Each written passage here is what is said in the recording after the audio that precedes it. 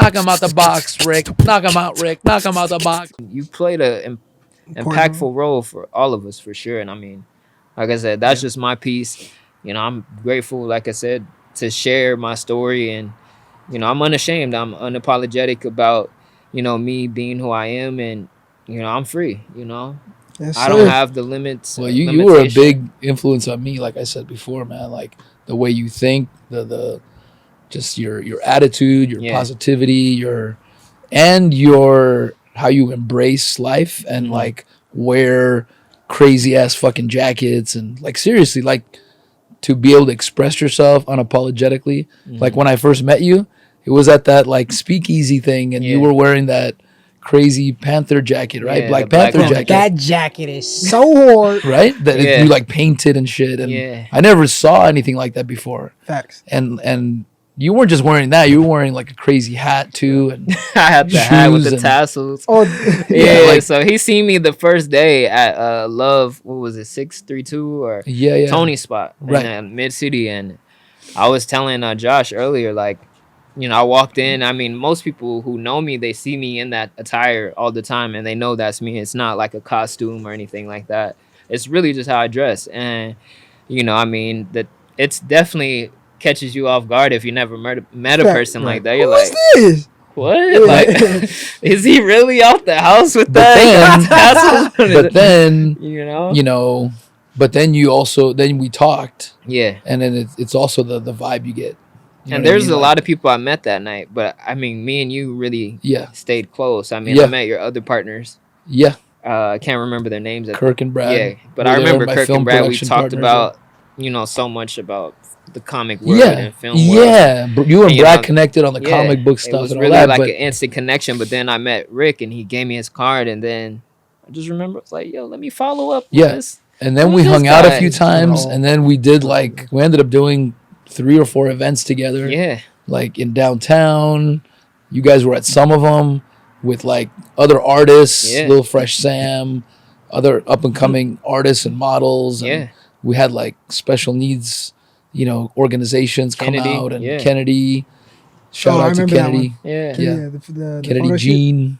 That was beautiful. Right? I mean, like I said, and it was, you know what, those events, and then we had, you know, like at the soccer place, it would change people's lives, man. Like, and I mean, from you, I met like a lot of people that still stay in contact, like James. Yeah. The tall dude.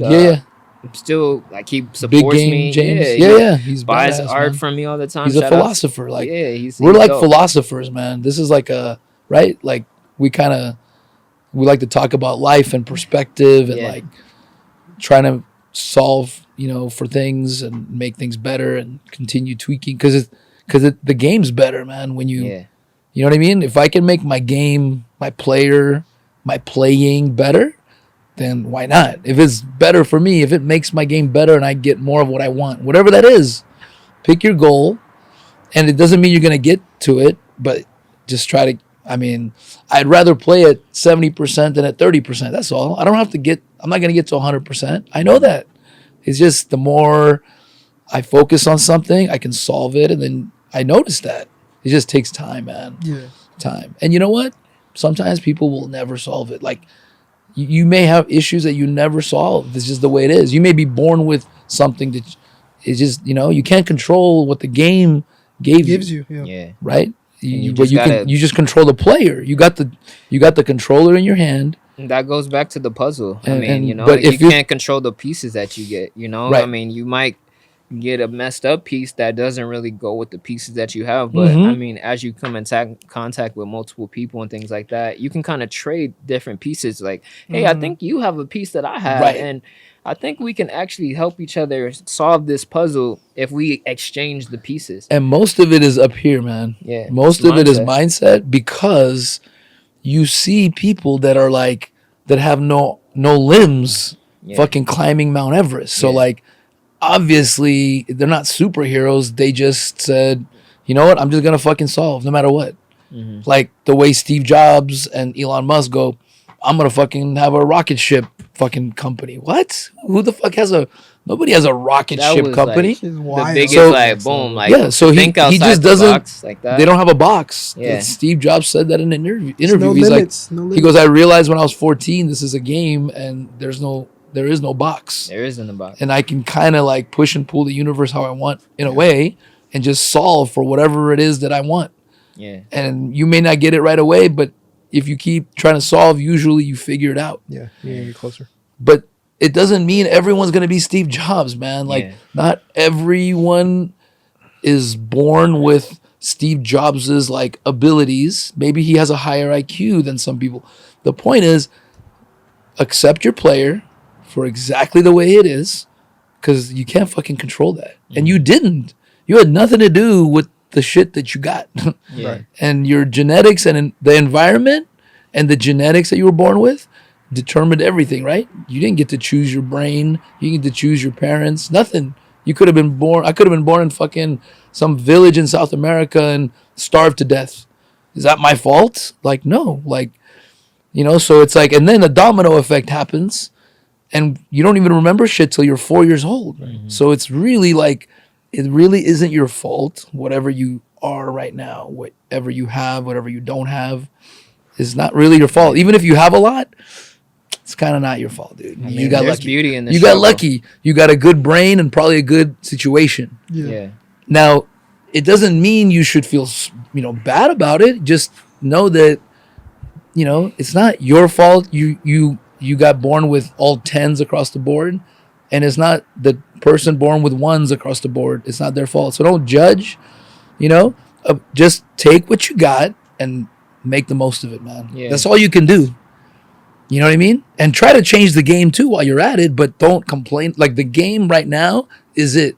We got to like decide what's stopping us and decide if we want to change that. And if we don't, that's okay too. Right? You get what you put in. That's all. Like, I don't judge somebody that doesn't want to like improve. I'm not preaching extraordinary lifehood like other motivational speakers are. I really am not, because that's not for everybody. Some people want a nice quiet life. I just want to live on a farm and make enough to like survive. That's fucking beautiful, dude. That's that I like kind of envy that. Like, what a peaceful life, man. To have your animals there, whatever, peace and quiet. There's no like requirement, And some people, I'm just saying, are born into poverty with very low IQ and into homelessness, maybe with a homeless parent that's like a drug addict and they never recover and they're just homeless and then they die when they're 68 years old. I'm not trying to be like morbid. I'm just saying, like, is that the person's fault? Like, but it happens. It's okay. I'm just saying it's okay. Yeah. Like, don't judge yourself. If I was that person, I'd be like, well, it is what it is. Now, hopefully you can have a realization at some point and run into like someone that inspires you and you go, oh shit, I just figured some shit out. And you can hopefully your destiny is to get out of it. Mm-hmm. But it's really like all destined, I think, in a way. Like, the domino started falling. You didn't pick your brain. You didn't pick your environment. And then like, it's cause and effect. Like, everything I say right now is the reaction to what just happened or what I just thought. Fact. It's all a domino effect, man. Like, so I got lucky and was born with, let's say, an above average brain and above average circumstances. Just saying. And then my parents fucking came to America. That wasn't when I was 4. I don't even remember that shit. So I didn't do that. Mm-hmm. I can't be like, yeah, I'm better than other people because I like did that. I got lucky, man. Right? If I was born into a different circumstance, I would have been the product of that. I don't think it was luck. It was just action. Yes, but it's the reason I'm saying this is to accept yourself is very important. Yeah. And that's what I'm saying is truth, man. You might want to think that it was you that got yourself to the ivory tower. Mm-hmm. It just was like, if you think about it, you got born with a good genetics probably and maybe a good environment with money. Like, you shouldn't be like given a prize for that, but I don't judge it. I'm just saying, don't judge people that are not at your level. You should be like, wow, I'm so fucking lucky. Right. I so appreciate my life. I got born with like a family that's emotionally intelligent. they treat me, they support me, because I see that and it works, like, right? And so at least go like, don't judge and look down on other people. That's what I'm just, that's why. And it's also for you, because when I realized this, when I realized it is really all destiny, it just allowed me to accept myself and not like get upset at myself for not being better.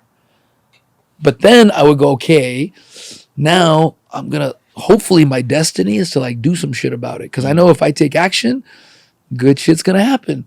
So I go, well, fuck it. Whether I'm tricking destiny or it was just predestined and here I am just, doing its whim, fuck it. I'm going to do some shit about it. Mm-hmm. And then, cool, like I haven't gotten hit by a bus, so I guess my destiny was to like get better over the last 10 years. Sweet.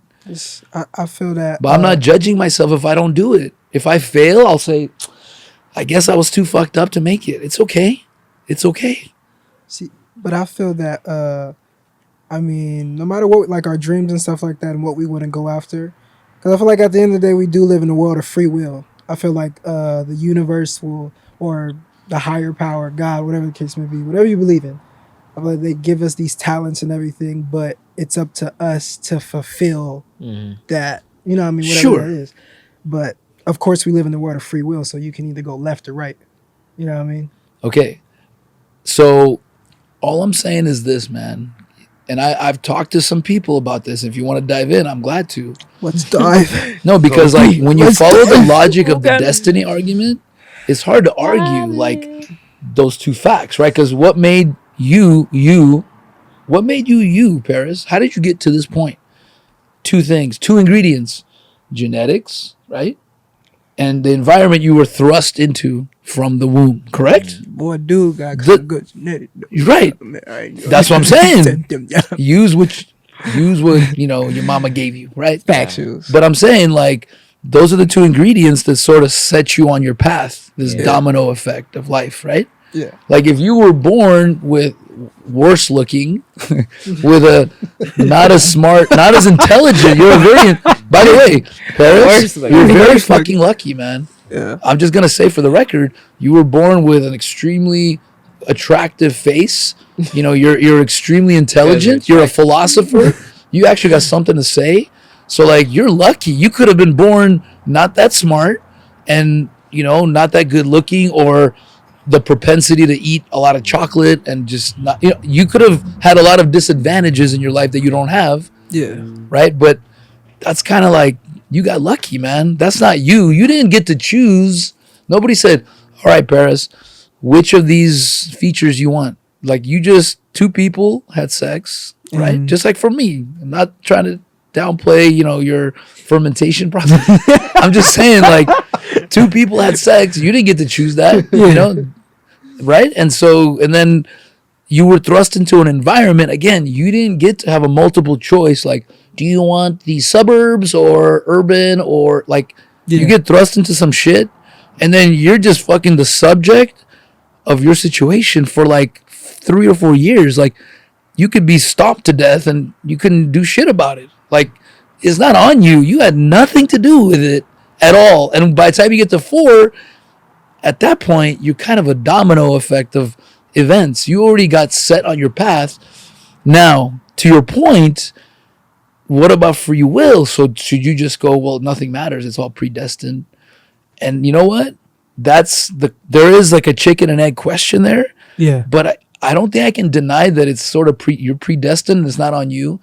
And it's so important because if you believe in pure free will, you feel bad. Like, so you could have, I could have been 15 pounds lighter if I was better.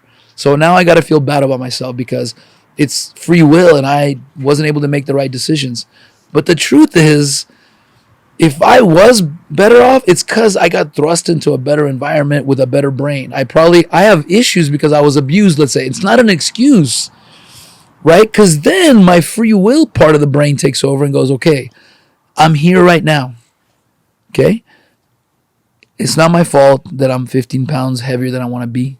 It's not my fault I have some vices that maybe aren't really good for me and maybe aren't good examples for my children, but I can't help it. I can't be at a 9.5 of like emotional IQ, I can only be at 7.5 where I am right now, let's say. Yeah. But I'm still trying to improve. And the way I rationalize free will, I say, okay, I guess I could just say, well, fuck, this is not my doing anyway, so I'll just sit here like a fucking lump. But then I think, well, that's like a fucking boring destiny to have. So I'm just like, I might as well take action and do shit, because then that'll be my destiny. And so whether I'm tricking destiny or not, fuck it, I'm going to have free will. And I'm going to say, I control this motherfucker. And whatever happens, I'll accept it as like, this is what was supposed to happen. But I'm going to go after that shit like it's on me. Because I'm controlling the fucking joystick. And maybe it's predestined, the moves I make, but I'm still doing that shit. So I don't have to figure that out. And I don't know the answer, so it doesn't matter. I'm going to fucking play. I'm going to try to play. I'm going to have my bad days. I'm going to go having a bad day, not as confident today, but let me fake the confidence till I make the confidence, take some action. Go take a shower. Okay, get on the fucking bike, do some exercise because I know that makes me feel better. Sometimes you got to trick yourself. You got to get yourself out of the negativity that, unfortunately, like I said, man, if you're subjected to abuse growing up and a lack of emotional intelligence in your environment, you're probably going to have some issues. You're probably going to have some confidence issues. Yeah. You know, it's the way it is. And you got to accept that and work through it. Or just go, it's okay. Don't work through it. Since I realize I can fix it, I'm like, fuck, it's fun to fix it because I get to talk about it to my friends and have like a nice conversation.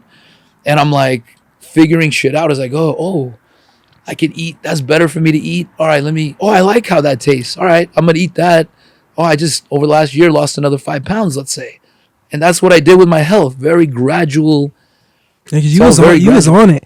I remember you did that. I don't know if it was 90 day or 20. Like I'm still going though, man. I just don't post every day, but I'm like, I just keep starting different exercise routines because I'm like, look, man, even if it takes me another 2 years to get there, I want to live the lifestyle that I want to look. Slow progress is still progress. If I live a lifestyle of a fat ass, I'm gonna look like a fat. Meaning, I'm living the lifestyle of someone that eats ice cream too much right now. Yeah. That's why I look like this. I'm honest with myself. What flavor ice cream? I take responsibility. What flavor?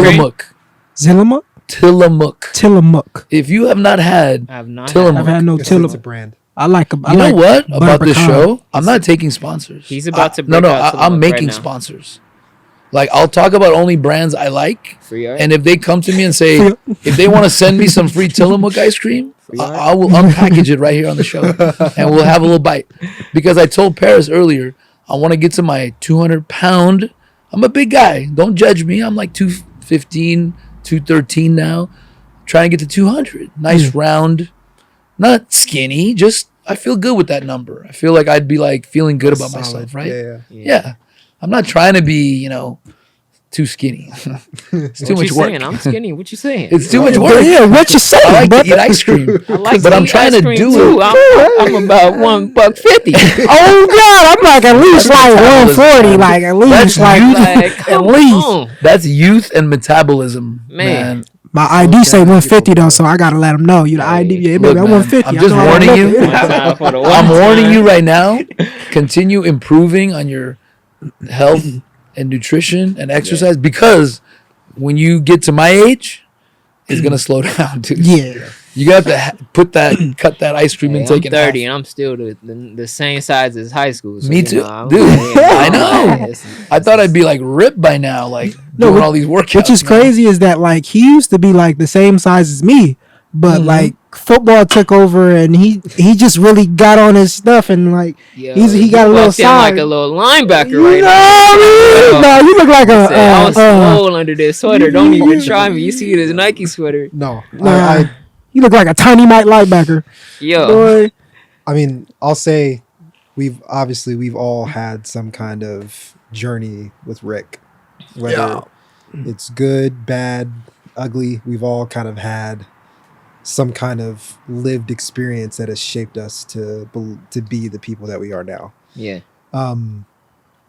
And for me, I think you mentioned football. That journey has been one of the most nerve-wracking experiences that I've had to deal with my entire life, and just injuries, just then the stress of having a daughter and trying to pursue that at the same time. And all that, I told my brother earlier today, if somebody 5 years ago, if somebody told me, would you have walked away from the game this soon with the potential that I had, I would say I would have laughed at whoever asked me that question. Yeah.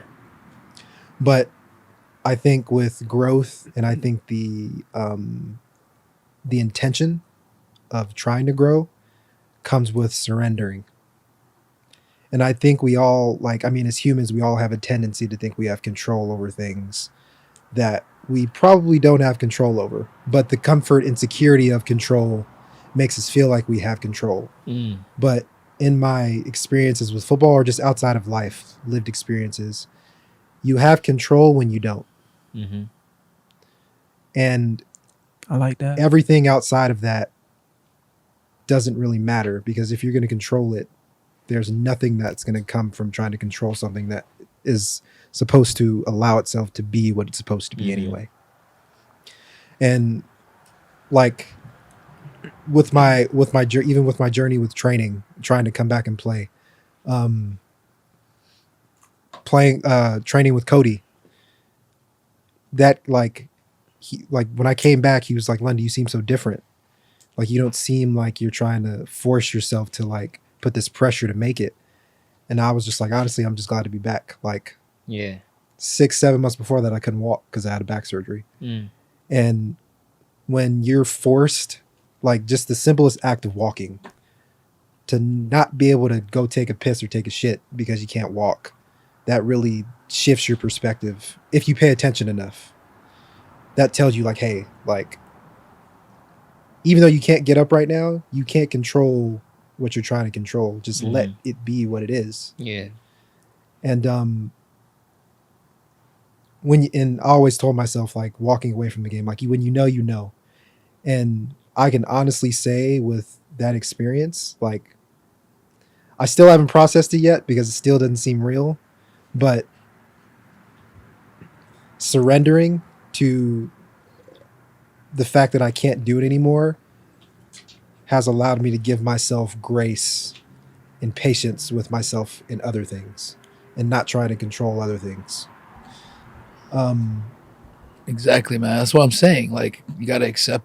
Yeah, you have to. You have to learn that. That was a big deal for me, because I'm just telling from my personal experience. Doesn't mean you should give up on your dreams. I'm just saying accept who you are. Okay. It's very important. Thanks, man. And to me, it's the first step toward.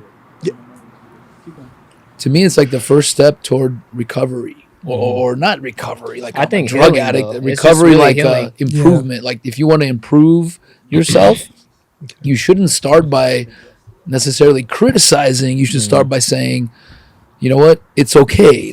Don't put pressure. Right. But then you just make an honest assessment and say, okay, what things do I want to improve, if there are any? And if things don't work out, that's destiny, baby. Mm-hmm. You can't deny. It's not even your doing. If you would have gone to the Super Bowl and won, I would have said, London, I'm so happy for you.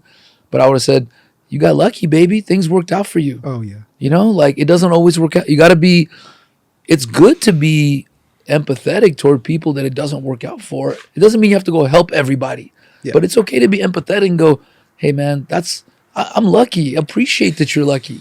If something good happens to you, say, it doesn't mean you shouldn't work for it. I don't believe in counting on luck, by the way. That's not my message here. It's a message of acceptance. Because I know I didn't really start working on my issues until properly until I was it's okay. It's okay. I'm a little bit fucked up. Yeah. It's okay to admit that I got anger management issues. That's tough to admit to somebody. It's an embarrassing thing to say, but I did, because I would get angry about shit that it wasn't serving me. It was made up in my head. Oh, what did you say to me? Right. Taking things personally. Somebody's in a bad mood. Hey, what's your problem? These are all it was my fault that I realized that, but it took me a while. Mm-hmm. And I think even when you're successful at something, in being like thinking that you can be comfortable or get complacent because you've known yourself to have one identity for your entire life. It's hard to get out of that. It's hard to tell you. It's hard to convince yourself when you've done something very well your entire life, and then you hit this plateau, and it doesn't make sense to you. You're like, how the hell did this happen? How do you? It's like, for example, it's like Tiger Woods, and he's a great inspiration for me because I mean the guy's had numerous back surgeries and he's playing golf again, and for him to be at the top of his game from where he was at to completely just rock bottom for the psyche when you're used to being here and then out of nowhere you take this nosedive in a different direction, that like it's hard to adjust, it's hard to surrender, it's hard to tell yourself or convince yourself you're more than just a golfer or a football player. And I would say that was kind of the same thing for me. And to recover from that, man, that's huge. And in a lot of ways, football to come back from that is shaped my, like it never was just a game for me. I mean, the way you needed football to get through high school, brother. I needed football and young to get adulthood through life. Yes. Like the things that you get from nurturing parents, I got that from the game. Right. Responsibility, how to be a good teammate, how to show empathy for others, like all that I didn't get from home. I got that from the game. Yeah. And when you get to a point where it's taken away from you and you can't control it, you try to do everything you can to feel like you can, but you can't. And with that experience alone, like I feel like, I mean, even with Cody, I think that's why I try my best to pay it forward as much as I can. Yeah. And give him knowledge or any kid that comes to me and has advice on how to be a better athlete. Like if there's anything that I can do to share my lived experiences, like I never hesitate, because just because I'm not playing, that doesn't mean the things that I got from the game I can't give to somebody else. Yeah. I mean, I agree with that because also, you know, I mean, I thought I was going to be in the NBA. You know, I thought like, oh, I'm going to be this really good basketball star and I'm going to make it. And, you know, this basketball dream of mine, you know, I thought was a real thing, actually turned out to be not a real thing. And then, I mean, to look back now and then to see my life now, it kind of came full circle because it put me in a position to dive back in with basketball and leading like in a form of like a new form of like activism and like, you know, just standing for like what you believe in. And like, you know, even though I didn't make it to the NBA featured us during the Western Finals. And, you know, for me, that felt like, yo, I made it to the NBA. Exactly. Like, yo, I'm just here. Like it didn't happen, you know, just like happen the exact way you envisioned it. Yeah, but and it's like exactly, man. I made it. You don't so, know where the fucking river's gonna take you, brother. Right. Yeah, I know that sounds like a cliche, but it's true. Like you can't predict. Even though I believe, look, it's all kind of predestined, probably. Like you don't know what's coming, and you got to be an active participant if you want to have a good destiny, right? So you can fulfill your dream actually through in other ways. Like imagine if you ever connect with some player like a Cody or a kid that's a football player that doesn't have a strong family, you know, support, and you provide that, you coach them, you give them because it's all up here, and then, you know, you got to have a body for it, sort of 20%, but like it's really here because it's all about how much work you put in, and you can train almost any size body. Like it does help if you're a LeBron James body type, right? Because you can be a tight end, you can be a quarterback, you can be fucking anything, and you're huge and athletic, right? But there's been 5, 9, running backs that fucking killed the game, man, because they worked hard enough. So you train some kid and they make it and they win a Super Bowl championship ring, man, and you're part of that journey. That might be more fulfilling than if you had done it. Exactly. Because it's some kid that you kind of saved. What you said, like paying it forward. I think that's really our purpose in life, is to the information and the knowledge that we do learn is to really pass it along. Like, I mean, what Rick has done for us and just in general for multiple people that we probably met in our lives, I mean, we've learned something and we gained like a skill or some type of talent. And, it would be selfish of us to kind of hoard it and say, this is only for me. Like, Absolutely. And it's like, better for you to not hoard it. And by the way, any job you do, any job, you can't even think of one job where you're not helping other people. Yeah. If you're a clothing salesperson, you're helping people find clothing that fits them. If you're a grocer, you're serving food. If you're a farmer, you're providing food. Doctor, nurse, painter, you're providing entertainment, beauty. You know what I mean? Like an actor, you know what I mean? Like everything is to help or serve other people. We're here to serve. Honestly. Yeah, we're tribal, man. Yeah. It's just that you got to figure out which way do you want to help other people. It's all helping other people at the end of the day. Knock them out the box, Rick. Knock them out, Rick. Knock them out the box.